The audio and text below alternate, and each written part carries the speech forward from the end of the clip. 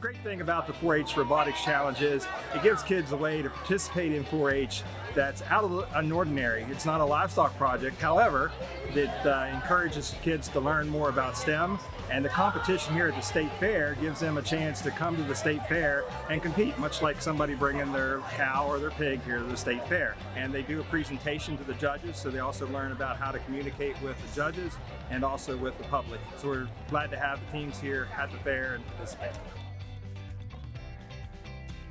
I like the part of robotics in 4-H because I get to learn new things and different challenges, and some hard or easy.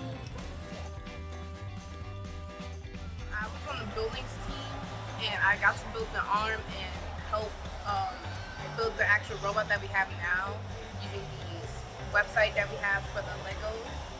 And I love Legos. I've been using a lot of sets, each was over like 1,000 Legos.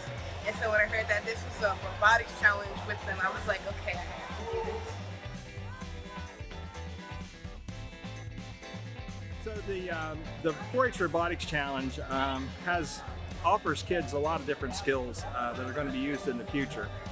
They not only get the mechanical skills of learning about the technology, everything from simple things like cutting out a piece of metal or a piece of plastic, up through programming robots, doing CAD, possibly even doing 3D printing.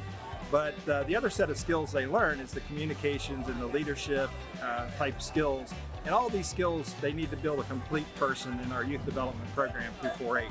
And those are going to lead right into high school, right into college, and hopefully right into the workforce for them.